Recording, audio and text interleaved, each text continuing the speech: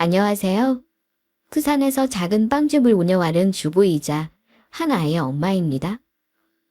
결혼을 24살이라는 나이에 일찍 한 편인 저는 아이도 일찍 낳았어요. 올해 아이가 초등학교 2학년입니다. 30살 초반이라는 나이인데 주변에서 아이 엄마라고 하면 깜짝 놀라시는 분도 있어요. 키울 때는 힘들다 했는데 요즘은 그저 아이 크는 거 보는 낙으로 삽니다. 제 사연이 다른 분들에게 어쩌면 하소연으로 들릴 수도 있겠지만 동생이라 생각하시고 제 이야기 들어주셨으면 합니다. 일단 저에 대한 얘기를 하자면요. 지금 저는 아이를 혼자 키우고 있습니다. 남편과는 이혼한 지 3년 됐어요. 이혼한 이유도 궁금하시겠지만 왜 어린 나이에 일찍 결혼했냐 궁금하시죠? 저는 그냥 가족의 울타리가 그리워서 결혼을 일찍 했어요. 사실 제가 부모님이 두 분 다 안 계십니다. 흔히 말하는 고아가 바로 접니다.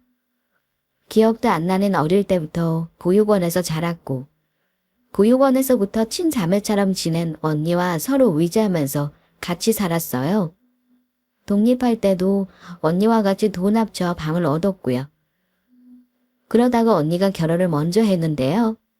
형부는 언니의 아픔을 정말 가슴 아파하고 저도 친동생처럼 아껴주는 좋은 사람이었습니다.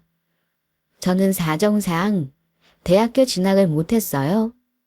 고등학교 다니면서 제빵 기능사 자격증 취득해 졸업하자마자 취업했습니다. 그러다가 직장에서 만난 동료가 소개해준 사람이 지금의 아이 아빠입니다. 그 사람은 저보다 4살 많았고 1년 조금 넘게 사귀다가 결혼했습니다. 아직 우리나라에는 고아이 며느리나 사위를 가족으로 들이는 거에 호락호락한 문화는 아닌 것 같아요. 아무리 세상이 변했다 해도요. 근본적으로 결혼제도라는 관습이 바뀌지 않는 한 그렇습니다. 결혼까지 순탄치 않았던 이유는 당연하게도 제가 고아라는 게 문제였습니다. 아빠가 없다 보니 남성상에 대해 뭔가 잘못된 인식이 있었던 것 같아요. 남편이랑 연애할 때 저는 제 의견을 피력하기보다는 그 사람 의견에 맞춘 적이 많습니다. 결혼 준비부터 시댁에 어째야 하는지까지 거의 남편이 하자는 대로 했습니다. 어려서 몰랐다기보다는 가족 안에서 지낸 경험이 없어 관계를 어찌 맺는가에 대한 인식이 부족했어요. 남편이 청혼했을 때 기쁜 마음으로 받아들였지만 시부모님은 남편 같은 마음이 아니었던 것 같아요. 시아버지는 제가 고아원에서 자랐다는 말을 들으셨어도 크게 부정적인 말씀은 안 하셨던 반면 시어머니는 그저 제가 못마땅하셨던 것 같습니다. 결혼하고 나서 아버님과 남편이 없을 땐 항상 저에게 흥모도 없는 년이 남편한테 여우짓 하는 것만 배워서 우리 아들 잡아먹은 거냐 이런 말을 자주 하셨습니다. 그럴 때마다 저는 어머니에게 바보같이 이렇게 말하곤 했습니다. 정말 제가 부족하다고 생각했고 내가 잘해야 한다고 생각해서요. 제가 잘할 때야 어머니 친정 없으니까 이제 시댁을 제 가족으로 여기고 잘하고 지내겠습니다. 라고 대답했습니다. 그저 시어머니에게 예쁨 받고 인정받고 싶어서요. 아이 낳으면 나를 며느리로 인정해 줄까 해서 아이도 빨리 낳았고요. 그런데 결국 그 집은 저를 끝까지 인정해 주지 않더라고요. 쉽게 한 결혼도 아닌데 잘 살았으면 좋았겠지만 결국 남편과는 여러 가지 문제로 이혼했습니다. 저 이혼할 때 언니가 이러더라고요. 아, 현지야. 아이 있는데 이혼 결정 쉽지 않겠지만 너 생각 잘한 거야. 그런 집안에 살면 너 정신이 온전키나 하겠니? 엄마가 행복해야 아이도 잘 키우는 거다. 지금 네가 모자란 게 뭐가 있어? 돈 있겠다, 가족 있겠다. 언니가 옆에서 쭉 도와줄 테니까 이제부터 너랑 이쁜 딸내미만 생각하면서 살자. 응. 언니는 제가 이혼할 때도 옆에서 많은 힘이 되어줬고 나중에 말씀드리겠지만 제가 꿈에도 예상치 못한 인생 역전을 하는데 도움을 준 사람이었습니다. 제가 언니 결혼하고 나서 얼마 안 되어 결혼한다고 했을 때 언니는 조금 더 나중에 결혼하는 게 좋겠다면서 저를 말렸어요. 지금 생각하니까 언니가 사람 보는 눈이 있었던 것 같아요. 제가 가족이 없어서 상견례 때도 언니랑 형부 둘이 같이 나갔었는데 언니가 시모랑 안 좋게 말씨름을 좀 했거든요. 저 부모님 안 계신 것 때문에 시어머니는 결혼을 탐탁지 않게 생각하셨고 상견례도 할 필요 없다고 했지만 남편이 저랑 결혼하겠다고 고집 부려서 겨우 상견례를 하긴 했습니다. 어렵게 상견례 날짜 잡고 떨리는 마음으로 언니랑 형부랑 같이 나갔었는데 예비 시어머니는 인사할 때부터 표정이 별로 좋지 않았던 게 생생히 기억납니다. 가족 소개할 때도 뚱한 표정으로 있다가 덜컥 한마디 하신 게 이런 말이었습니다. 집안에 어른이 없어서 배운 게 없을 텐데 결혼은 어찌하려고 그러는지. 내가 오늘 얼굴이나 한번 볼 생각으로 나오긴 했는데 온 김에 한번 물어볼게요. 우리 아들하고 결혼할 준비 어찌하고 있어요? 돈도 모아놓은 거 없다고 들었는데 혼수매 예단 같은 거 뭔지는 알고? 제가 말을 잇지 못하자 옆에서 언니가 웃으면서 시어머니 말에 대답했습니다. 우리 현지가 고등학교 졸업하자마자 취업해서 꾸준히 저축했어요. 지금 임대아파트도 입주 앞두고 있고요. 우리 현지 빈손으로 시집 보낼 생각 없고요. 정성 들여서 제가 옆에서 도와줄 겁니다. 너무 걱정하지 마세요. 듣자니 친언니도 아니라면서? 언니도 부모 둘 다 안 계신다는 거 들었어요. 그런 사람이 대체 뭘 한다고 옆에서 도와? 그러니까 어른이 있어야지 어른이. 생각보다 너무 부정적인 예비시모 반응에 저도 놀랐지만 언니 얼굴 보니 거의 흙기치였어요. 언니 괄괄한 평소 성격 같았으면 똑같이 한 소리 했을 수도 있는데 저 봐서 참는 것 같았습니다. 말씀 중에 죄송합니다만 저 부모 없어도 좋은 사람 만나 결혼해서 잘 살고 있고요. 혹시 사돈어른께서는 우리 현지가 부모님이 안 계신 게 영 마음에 안 드시는 건가요? 이미 그건 이 자리 마련하기 전에 말씀드린 걸로 알고요. 여기 나오신 건 결혼 어느 정도 허락하시는 마음으로 나오신 걸로 아는데요. 아들이 계속 결혼한다고 노래를 부르니 부모가 어쩌겠어요? 흠 있는 아이 데리고 오면 아무래도 우리 가족한테만 신경 쓸 테니 좋겠다는데 그 말이 일리도 있고요. 네, 지금 흠 있는 아이라고 하셨나요? 부모님 안 계신 게 우리 현재 잘못도 아닌데 흠이라뇨. 그런 말씀은 좀 듣기 거북합니다. 언니가 흠 있는 아이라는 말에 정색하면서 말하자 옆에 있던 남자친구도 그만하라는 듯 자기 엄마를 말리더라고요. 그런데 어머니가 언니 말을 듣고 나서 하루 이런 게 문제라는 거예요. 괜한 자격지심이 있어서는 그런 말에 발끈하기부터 하잖아? 이게 다 집안에 어른이 없어서 그런 거지. 내가 틀린 말 한 건 아니잖아요. 순간 형부와 언니 얼굴은 똥 씹은 표정이 되었고 결혼 날짜며 혼수며 이런 논의는 아무것도 하지 못했습니다. 그때 남자친구 아버지가 사과를 했고 남자친구도 황급히 자기 엄마 입을 막으면서 어찌어찌 자리는 마무리했지만 언니가 집에 와서 저한테 그랬어요. 언제야, 너 이 결혼 꼭 해야겠어? 언니가 보니까 그 집 시어머니 장난 아니야. 지금도 은근히 개무시하는데 결혼하면 너 진짜 힘들걸? 언니 말 듣고 조그만 결혼 미루던가 다시 생각해봐. 결혼한다면 어차피 오빠랑 할 건데 같이 지내다 보면 마음 열지 않으시겠어? 언니가 무슨 걱정하는지 알아. 근데 오빠가 결혼하면 무조건 내 편 들어준대. 그리고 어머니도 그렇게 모진 사람 아니라고 걱정 말라던데? 너 그런 말을 믿어? 남자가 아무리 마누라 편 들어준다고 해도 그것도 사람 나름이야. 내가 보니까 네 남편 그런 그릇이 못된 것 같아서 하는 말이야. 네 형부 알아. 언니는 결혼할 때 시어머니가 나 부모 없는 거 가지고 흠잡은 적 한 번도 없었어.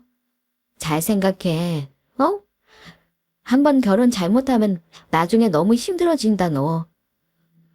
언니가 그런 걱정하는데도 왜 그리 저는 바보 같았는지. 그때는 언니 말보다 남자친구 말이 더 믿고 싶었습니다. 결혼하면 다 잘 될 거라는 말을 믿었어요. 제가 고집 부르는 바람에 여차해서 결혼은 진행했지만 그 과정은 사실 순탄치만은 않았습니다.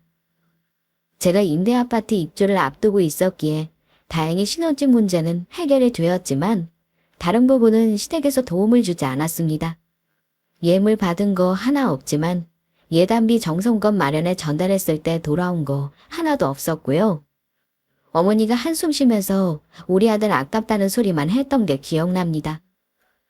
그런 말 들어가면서까지 왜 결혼하려고 했는지 그때 저를 보면 등짝을 한 대 후려치고 싶네요.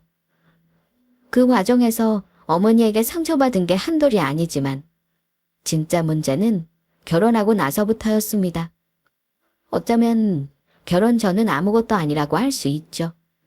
결혼 전후가 다르다는 거 말만 들었지 제가 그 주인공이 될 줄은 몰랐거든요. 특히 남편은 결혼할 때는 저 아니면 안 된다는 말까지 했었고 결혼하면 공조대접 해주겠다고 큰소리 쳤었는데 막상 결혼하고 나니 뭔가가 못마땅했나 봐요. 그때 남편도 사실 30도 안 된 어린 나이였죠. 그런데 슬슬 주변 친구들이 하나둘 결혼하면서 자기와 비교가 되기 시작했나 봐요. 특히 친구들 중에 처가가 잘 사는 집에 장가가는 친구를 보면서 그렇게 배가 아파하더라고요. 현철이 그 자식은 나보다 인물이 잘난 것도 아니고 학벌이 좋은 것도 아닌데 여자를 잘 잡아서 완전 인생 역전했네. 글쎄 처갓집이 건물주에 100억대 부자래. 그 자식 회사 때려치우고 와이프랑 건물 월세 받아먹으면서 놀러 다닐 거래. 아, 배 아파.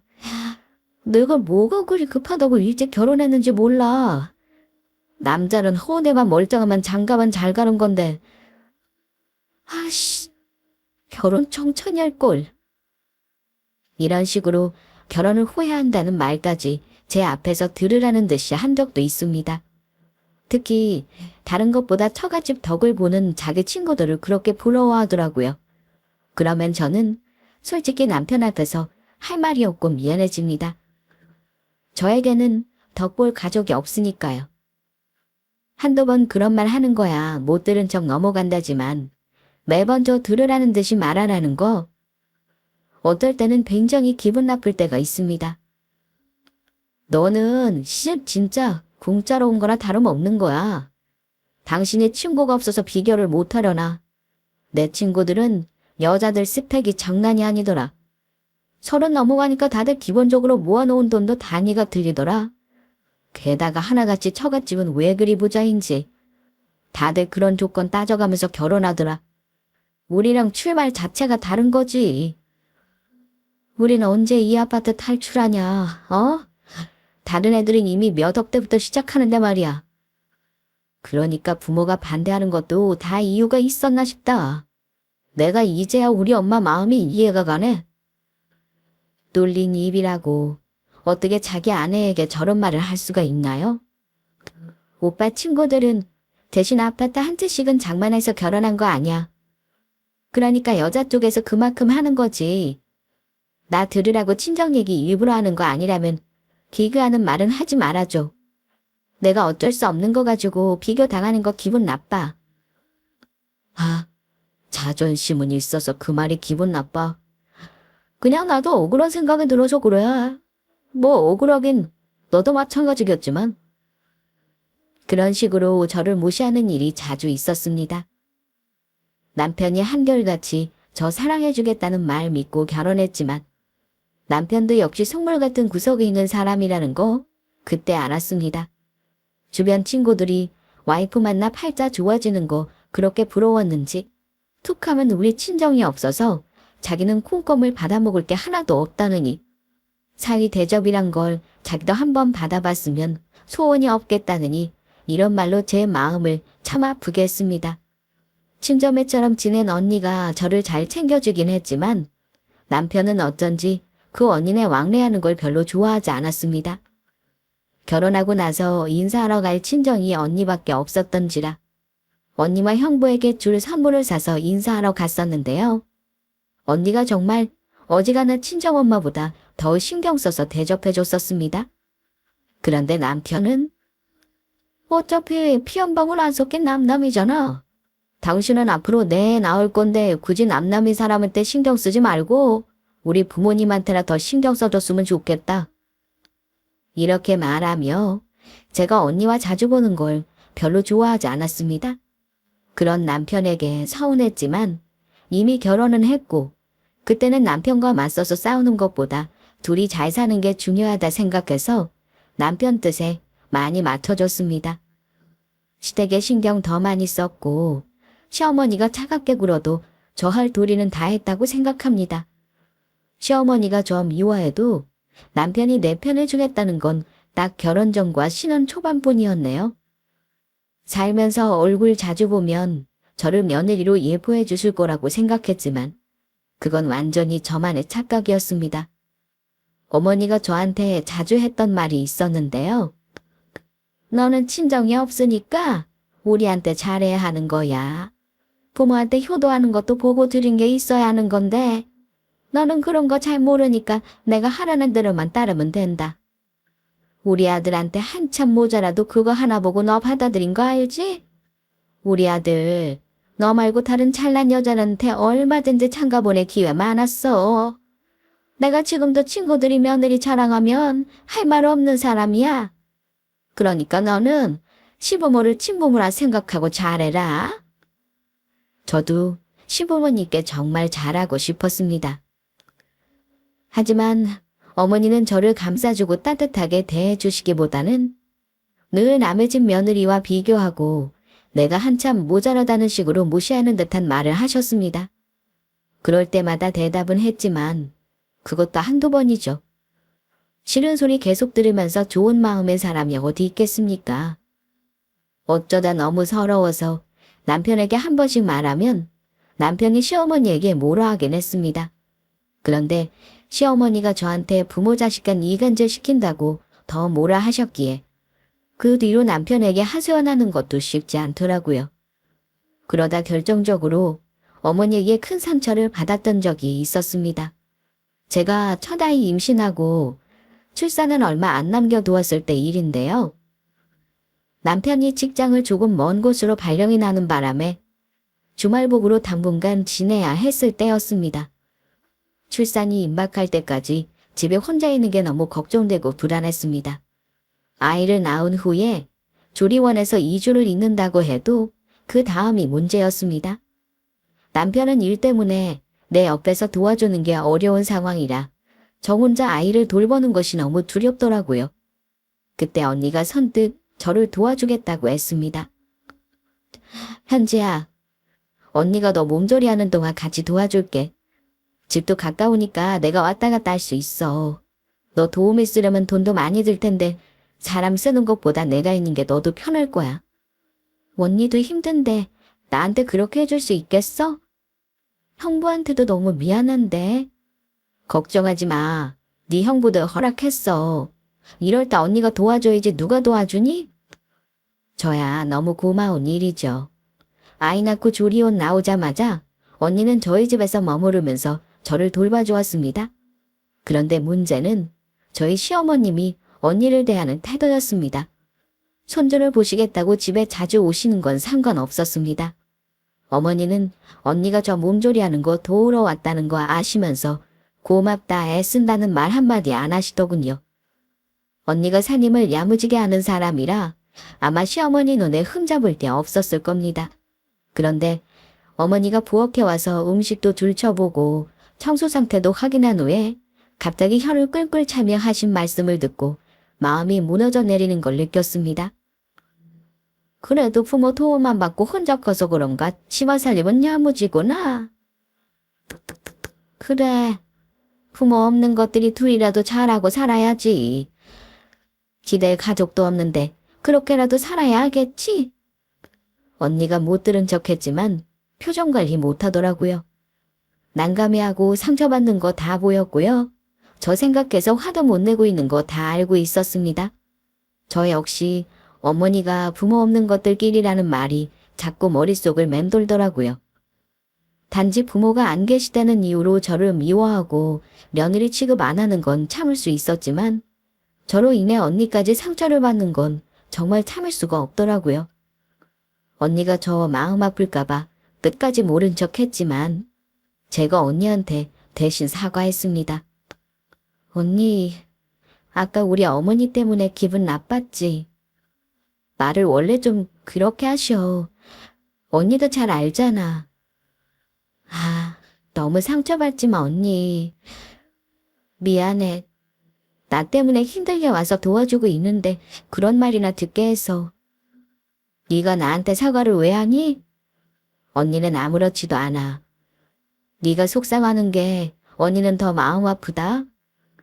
이제 애까지 낳고 사는데 너의 시어머니도 참... 아, 너무하신 거 아니니? 너 혹시 시어머니가 너 심한 말 하는 거 다 참고 사는 거야? 나한테 얘기 안 하는 거면 앞으로 그러지 마. 언니한테는 전부 솔직히 말해주었으면 좋겠어. 네가 이럴 때 든든한 친정이 있으면 무시 못할 텐데.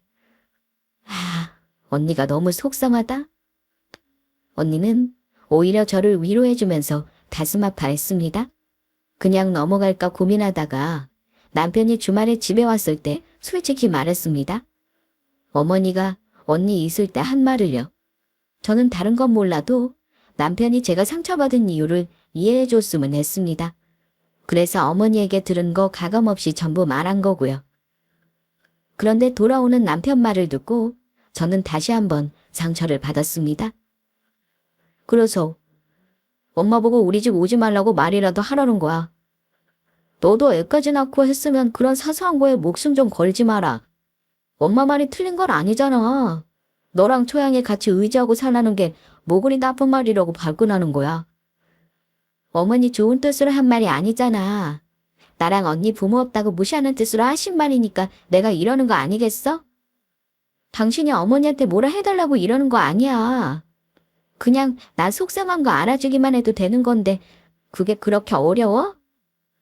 그랬더니 남편이 듣기 싫다는 표정을 노골적으로 지으면서 이러는 겁니다. 아, 이게 다 네가 친정부모가 없어서 어쩔 수 없이 듣는 말인 거야. 예민하게 굴지 말고 그냥 그런가 보다 하고 넘어가는 게 너 정신 건강에도 좋아. 아들 가진 엄마들은 원래 장가 보내는데 로망이 있다잖아. 근데 나 때문에 우리 엄마도 억울한 게 많으시겠지. 시간 지나면 나아질 수 있는 거니까 그때까지는 죽은 듯이 지내는 게 좋을 것 같다. 남편이 제게 시어머니 심기 거스르지 말고 죽은 듯이 지내라는 말을 듣고 그날 정말 많이 울었습니다. 몸은 정상이 아니고 여기저기 아픈데 정신적으로도 힘들었고요. 그때 상처 정말 많이 받았어요. 그 후에도 몇 년을 더 살았지만 시댁과 관계가 나아지는 거는 글쎄요. 없었습니다. 시어머니는 손주는 예뻐하시면서도 저한테는 늘 냉랭하셨습니다. 다른 며느리와 비교하면서 속상해 하신다거나 다른 집 아들 팔자 고친 얘기까지 하시면서 저를 무안하게 하신 적도 많고요. 남편과 시어머니 때문에 싸운 적도 많습니다. 그때마다 얼마나 서러웠는지 모릅니다. 내가 만약에 든든한 친정 식구 하나라도 있다면 이런 취급을 당했을까 하는 생각이 들면 참 비참하고 슬펐습니다. 그런데 사람이 살면서 전혀 예상치 못하게 행운이 오는 경우가 있잖아요. 로또에 당첨되는 사람도 있고 어려운 시험에 합격해서 인생이 달라지는 경우도 있고요. 작은 행운도 나한테는 허락된 게 없을 줄로만 알았는데 생각지도 못한 일이 일어났습니다. 그때 아이가 막 유치원에 입학했던 시기여서 저도 조금은 육아지옥에서 벗어났을 때였고요. 언니와는 늘 연락을 하고 살았는데 한 번은 언니가 저한테 뜻밖의 소식을 알려주었습니다. 현지야, 너 혹시 예전 우리 지내던 보육원 원장님 연락 받은 거 없니? 어제 원장님이 나한테 전화해서 너 소식을 묻더라고. 갑자기 우리 지내던 보육원 얘기를 하더라고요. 저는 거기서 나온 후로 찾아간 적이 한 번도 없었는데 언니는 결혼해서 자리 잡은 후로 조금씩 기부를 하고 있었다고 하더라고요. 내가 힘드니까 찾아가는 것도 안 하게 되더라. 근데 갑자기 왜? 원장님이 말한 게 확실치는 않은데 너무 기대는 하지 말고 언니 말 들어봐. 아무래도 현지 너 가족이 아직 너를 찾고 있는 것 같아. 너 맡겨줬을 때 기록이 다행히 남아있었나 봐. 연락처 알려드릴까 했지만 네가 직접 알리는 게 낫지 않을까 해서 말하는 거야. 내가 가족이 있다고. 근데 왜 나를 지금 와서 찾고 있는 거지? 그동안 찾으려면 충분히 찾고도 남았을 텐데? 언니 말을 듣는데 기분이 참 이상했습니다. 굳이 지금 와서 나를 찾는 가족이 있다는 것도 그랬고요. 혹여 성인이 된 나를 뭔가를 바라고 찾는 것이 아닌가 해서 불안하기도 했고요. 네가 싫다면 할 수 없지만 언니 생각에는 그래도 혈육이라면 만나봐야 한다고 생각해. 너도 왜 혼자 보육원에 가게 되었는지 궁금할 거 아니니? 사람은 원래 다 뿌리를 찾게 마련이라잖아. 그러니까 너무 심각하게 생각하지 말고 얼른 원장님한테 연락해봐. 알았지? 언니 말이 맞다고 생각한 저는 며칠 고민 끝에 저를 찾는다는 가족에 대해 알아보기로 결심하고 보육원으로 연락했습니다. 그랬더니 보육원 원장님이 너무나 반갑게 저한테 이런 말씀을 하시더라고요. 현지야, 연락 잘했다. 너 번호가 바뀌어서 막막했는데 마침 수연이랑 연락이 닿았지 뭐니. 네 가족이 너 찾는다는 거 소식 들었지? 연락 주신다는 분이 네 외할머니래. 지금 당장이라도 너 만나고 싶다고 하시는데 너도 당연히 만날 생각으로 연락한 거라 믿는다. 내가 만나봤는데 현지 너랑 많이 비슷하게 닮으셨더라. 언제 만날래? 나한테 날짜만 정해서 알려주렴. 원장님 말씀을 듣고 저는 놀랐습니다. 일단 저를 찾는 사람이 외할머니라는 것에 놀랐고 당장 저를 만나고 싶어 하신다는 말에 또 놀랐고요. 여러 가지 감정으로 머리가 복잡했지만 일단 만나는 것이 중요하다고 생각했습니다. 그래서 적당한 날짜를 알려드렸고 저는 남편에게 외할머니를 찾은 것 같다고 얘기했어요. 제가 가족이 있다는 말을 듣고 나서 남편은 일단 시덥잖다는 듯한 반응을 보였습니다. 외할머니라고? 그동안 너 안 찾은 건 키우기 싫어서 그런 거 아닐까? 이제 늙고 보양해줄 사람 필요하니까 너 찾는 것 같은데. 당신 정말 만날 셈이야? 설사 그렇다고 해도 일단 만나보기는 해야 할 것 같아. 내가 왜 고아로 살았는지는 알아야 하니까. 그럼 내가 같이 가줄게. 만약에 그 노인네가 엉뚱한 소리 하면 내가 잘라버려야겠네. 남편이 같이 가준다는 말에 저는 아이와 함께 약속한 날 보육원으로 향했습니다. 약속 시간보다 일찍 도착해 초조한 마음으로 기다리고 있을 때였습니다. 그때 사무실로 고생이라곤 해본 적 없는 것 같은 멋진 차림의 노인이 들어서는 겁니다. 들어오자마자 그 할머니와 저는 눈이 마주쳤고 그 순간 바로 알았습니다. 제 핏줄이 분명하다는 걸요. 할머니도 그걸 느꼈는지 아무 말 없이 걸어와서는 저를 와락 끌어안았습니다. 그런데 생전 본 적도 없는 가족이라는데 왜 그렇게 저절로 눈물이 나는지 모를 일이었습니다. 할머니도 말없이 저에게 미안하다는 말만 하시며 오셨고요. 겨우 진정이 되고 나서 들은 얘기는 이랬습니다. 제 친엄마는 결혼도 안 한 상태에서 저를 낳았고 할머니가 무서워 저를 보육원에 맡겼다고 합니다. 그리고 친엄마는 다른 사람 만나 결혼까지 했는데 저 때문에 많이 힘들어하셨다고 해요. 결혼해서 아이도 안 낳고 살다가 그마저 이혼해서 쪽 외할머니랑 살았다고 하네요. 그러다 2년 전 암으로 돌아가시면서 할머니한테 저를 꼭 찾아서 돌봐달라는 부탁을 했다고 하더군요. 할머니가 울면서 저한테 이러시더라고요. 내 딸이 너를 낳아서 친아빠한테 줬다길래 그런 줄만 알았지 뭐니. 어디선가 잘 살길 바랬는데 너 고아원에 보냈다는 말 듣고 미친 듯이 너를 찾아다녔다. 네 엄마가 너한테 미안해서 죽을 때까지 눈을 못 감았어. 근데 이렇게 찾았으니 됐다. 이제 아무 걱정하지 말어. 이 할미가 너 도와줄 거야. 그동안 결혼도 하고 아이도 낳고 혼자 힘으로 애 많이 썼다. 애 많이 썼어. 정말 제 할머니가 맞나요? 저는 낳아주신 엄마가 살아계실 줄 알았어요. 언젠가 한 번은 보고 싶었는데 돌아가셨다니까 원망도 못하겠네요. 저 정말 너무 힘들게 살았어요, 할머니. 제가 울면서 할머니에게 매달렸습니다. 뒷줄이 당긴다는 말이 정말 맞는 게 처음 만났음에도 마치 언젠가 만난 적이 있는 듯한 느낌이 들더라고요. 어느 정도 진정이 되고 나서 저는 옆에 있던 남편을 할머니께 소개했고 남편도 얼떨떨한 상태로 할머니에게 인사를 했습니다. 그런데 또 놀랄 일이 있었습니다. 저를 찾은 외할머니가 엄청난 부자라는 사실이었습니다. 부산에서 건물도 몇 채가 있는 부자라는 건 나중에 들은 거고요. 그날 식사하는 자리에서 할머니가 제게 하신 말씀이 있습니다. 내가 이 나이에 포기 영화 더 이상 누릴 것도 없고 죽을 때는 너한테 다 물려주고 가련다. 손주라고 너 하나인데 그동안 너 고생하고 산 거 안쓰러워서 그래. 그러시면서 바로 그 자리에서 누군가에게 전화를 거시더니 김 실장, 내 이원장 좀 고치려고 하는데 바로 준비 좀 해줘요. 내가 우리 손녀를 찾아서 말이야. 일단 20억 정도는 미리 증여를 좀 해줄까 하는데 다음 주쯤에 만나서 얘기합시다. 이러시는 겁니다. 그때 옆에 있던 남편이 눈이 휘둥그레지더군요. 할머니가 기사까지 딸린 고급 외제차를 타고 온 거 보고 돈이 좀 있으시구나 했지만 그 자리에서 바로 그런 말을 하실 줄은 몰랐습니다. 제가 깜짝 놀라 할머니에게 그랬습니다. 할머니, 뭐가 그렇게 급하세요? 이제 만났는데 차는 차는 알아가는 게 우선이죠. 제가 자주 찾아뵙고 우리 아기 얼굴 보여드릴게요.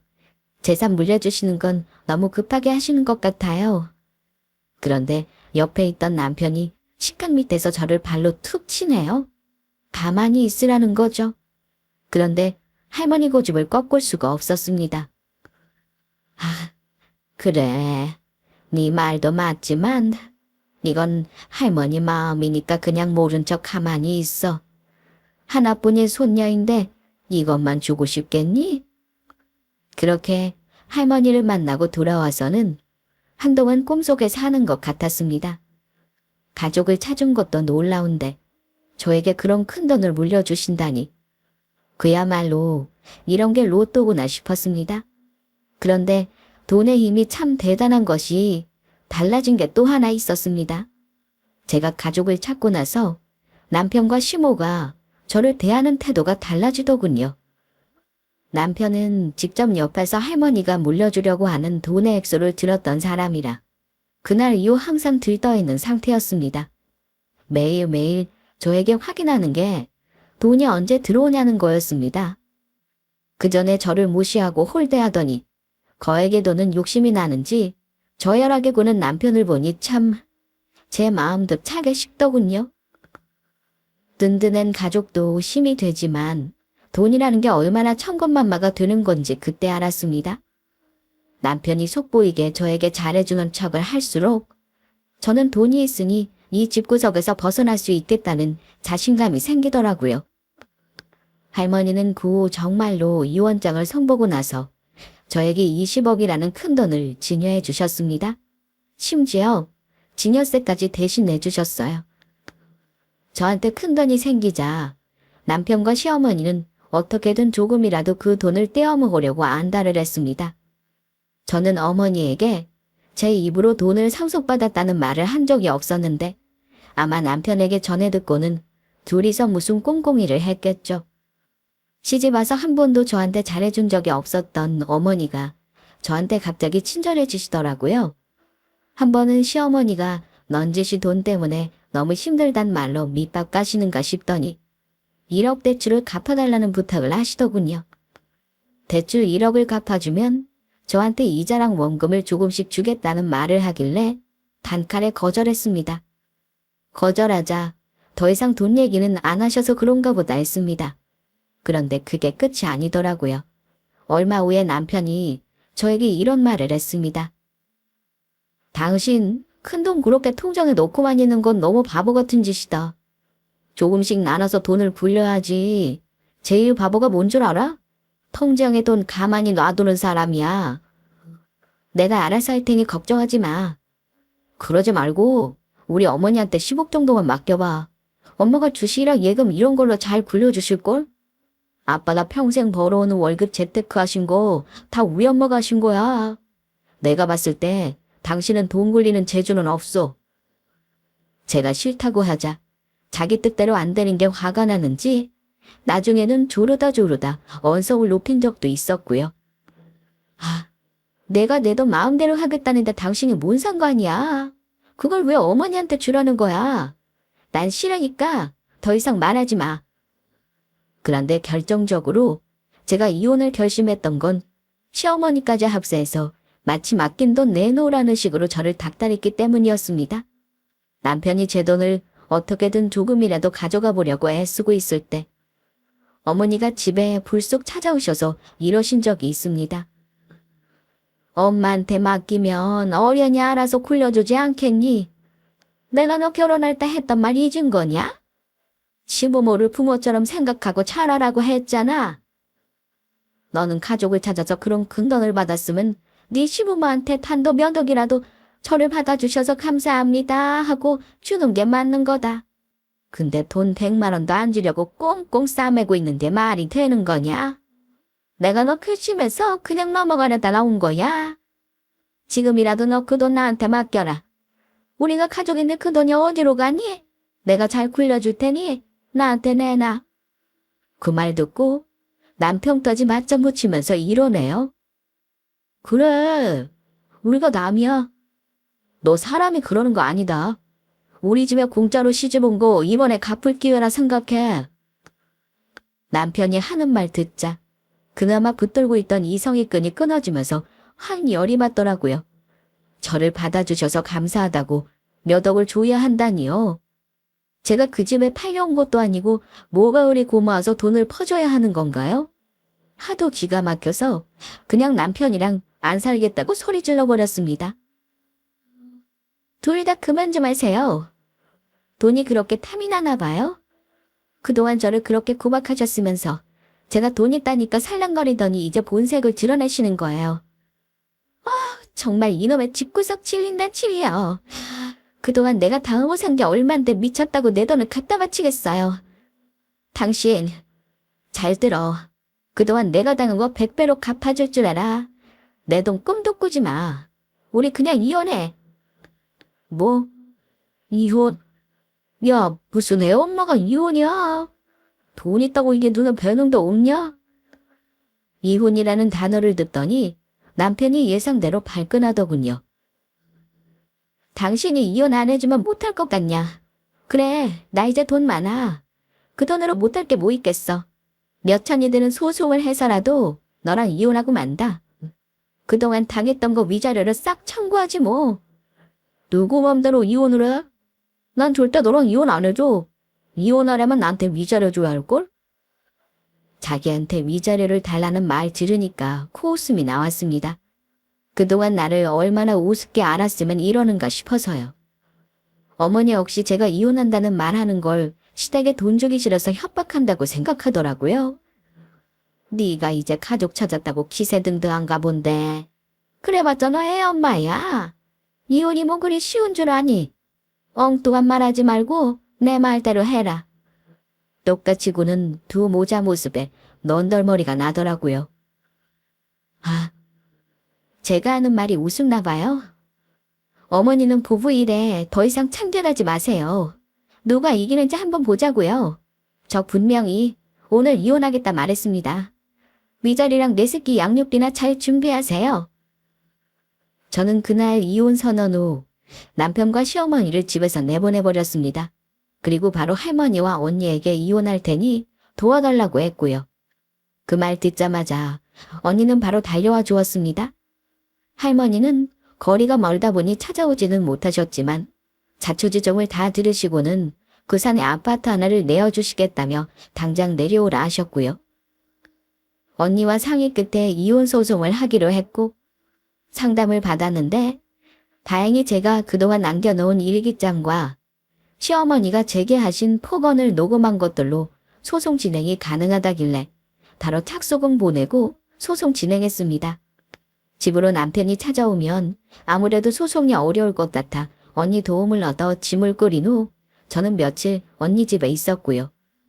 그 후 소송 진행하면서 할머니가 마련해 주신 아파트로 와서 아이와 지냈습니다. 소장이 가고 나서 한동안 난리가 나긴 했습니다. 시모는 쓰러지는 신용도 했고 남편 놈은 애 내놓으라면서 난리를 쳤고요. 하지만 결론을 말씀드리면 소송은 제가 이겼습니다. 가족에게 심히 부당한 대우를 당한 경우를 인정을 받고 남편이 유책 배우자로 판결받았어요. 양육비도 매월 받기로 했고요. 이혼한 지 3년이 되었고 지금은 할머니 계신 부산에 저는 자리 잡고 삽니다. 이곳에서 제 특기 살려 빵가게 겸 카페 차려 운영하고 있고 아이도 잘 키우고 있어요. 할머니가 아프신 데가 부쩍 많아서 걱정이긴 하지만 앞으로 할머니와 저, 아이와 함께 행복하게 살아보려고요. 할머니는 제가 젊다면서 남자 만나라고 하시는데요. 솔직히 저는 아직은 남자 만날 에너지도 없고 생각도 없습니다. 그저 지금이 너무 좋아요. 시궁창인 줄 알았던 제 인생에 이런 꿈 같은 행운이 와서 이혼 후에도 어려움 없이 산다는 게 감사하고요. 오히려 제 인생은 이혼 후 잘 풀려가는 것 같네요. 여러분들 마음도 저와 같으리라 생각합니다. 저의 이혼 사연은 여기까지이고요. 저처럼 열심히 살다 보면 꼭 이런 행운이 아니더라도 분명 어떤 식으로든 선물 같은 일이 생길 거라는 거 말씀드리고 싶습니다. 제 사연을 들어주신 모든 분들께 제가 받은 복을 나눠드리며 사연 마무리하겠습니다. 감사합니다.